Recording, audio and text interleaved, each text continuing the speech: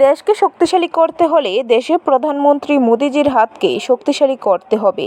আসন্ন লোকসভা নির্বাচনে রাজ্যের 2টি লোকসভা আসনে বিজেপি মনোনীত প্রার্থীদের জয়ের লক্ষ্যে নির্বাচনের সমাবেশ থেকে গণদেবতার নিকট এভাবেই মোদির হয়ে ভোট চাইলেন ত্রিপুরা রাজ্যের মুখ্যমন্ত্রী প্রফেসর ডক্টর মানিক সাহা।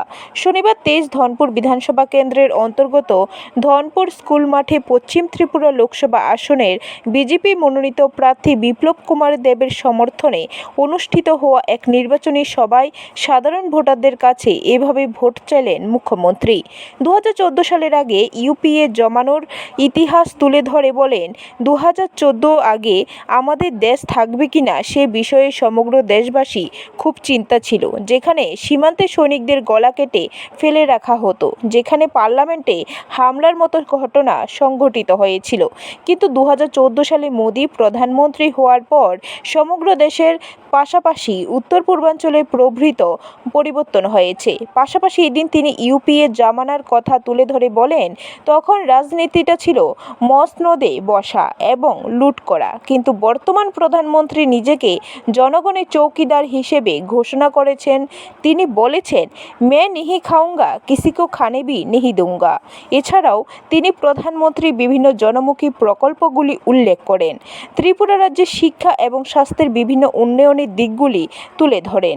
এদিন মুখ্যমন্ত্রী দলের কার্যকর্তাদের বাড়ি বাড়ি গিয়ে সাধারণ মানুষকে মোদির হয়ে ভোট চাইতে বলেন।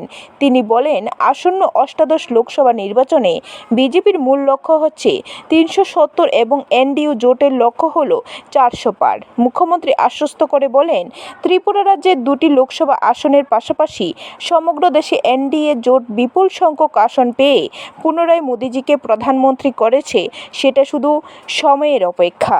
এছাড়া ওই দিন সমাবেশে উপস্থিত ছিলেন কেন্দ্রীয় প্রতিমন্ত্রী প্রতিমা ভৌমিক, 23 ধনপুর বিধানসভা কেন্দ্রের বিধায়ক বিন্দু দেবনাথ, এমডিসি পদ্মলোচন ত্রিপুরা, বিজেপি সিপাহীজলা জেলা দক্ষিণ অংশের সভাপতি দেবব্রত ভট্টাচার্য প্রমুখ।